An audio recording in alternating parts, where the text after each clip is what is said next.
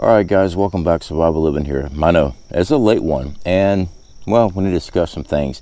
One, doing patrols, we had a lot of reports come in with our group that here at the chicken coop, some weird things have been going on. One, the latch has not been in the correct position. The chain is unlatched and kind of tucked away out of position. There's only 2 people that has access to this and authorization to access the chicken coop for a collection and also checking on the birds. One being my brother and the other myself. Yeah, and we know how to hook the chain up, and we also know how to hook up the latch. So as you can see right here, this is a very simple thing. This is something that we are doing instead of me dragging out all my electronic equipment to film and also notify us if something's moving around, because we get possums and raccoons out here also, and they'll set off our motion sensors. This is sand, very simple, in front of the door, nice 3 foot by 3 foot square. When someone steps on this sand, it leaves an impression. That impression is quite a fingerprint, pretty much. We'll be able to figure out who is in our group that is late at night visiting the chicken coops, because underneath questioning, it's some mysterious individual that nobody knows, yet I can't find them on my recorders.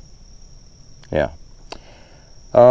This is something I need to talk to you guys about when it comes to groups.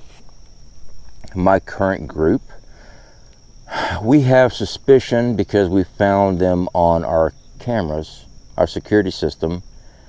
And back when I was younger, I used to do volunteer work at our local nursing home, and I've seen sundowners.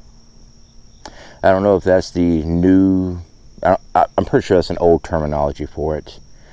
Sun goes down, certain individuals, they have a psychological disorder that gets them moving at night. They don't remember any of it. They also move out of character, more or less. And unfortunately, what I've seen on my cameras is we have a possible sundowner in our group. You know, when we're building groups, guys, we're trying to find other preppers in our area, trying to find mutual assistance, people that we can trust to help protect our family while we protect theirs, pull together. And this is something that needs to be discussed in length. So please, right now, put it in the comments section what you think. I don't run our group independently. It's not a dictatorship. We all take votes. This right here, and I'm going to make a lot of people upset with me, but my family comes first. My group comes first. This right here, guys, is a huge liability in preparedness.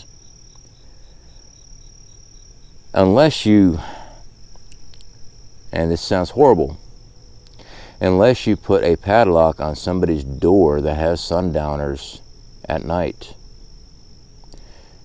or you have a person that stays awake the entire time to follow and watch, you have no control over it. You don't know what they're capable of. They don't even know what they're capable of. It's a mental disorder. So this right here, the sand, is a very simple tracking technique. Someone has to step on here to access this in the dark without a flashlight. With a flashlight, you still got to access it. You got to step on it to go there. If someone covers it up, shows that someone is trying to cover their tracks. And then I'll get out the security cameras. You know, I try to promote groups as much as possible because I know what it is to be lone wolf prepping. I was a train rider for a year and a half. I didn't have anybody to watch my back. Lack of sleep, getting hurt, no one to help. The whole lone wolf thing that people keep on pretending here on YouTube, it's complete horse shit. It is. They can sit there and talk and type away all they want to. I lived it for 1.5 years as a train rider, freight train rider, a hobo, by myself. Yeah, you're not going to last long, especially because you're not out here training. So when it comes to groups, guys, you will run into psychological issues, and it's up to you what happens there.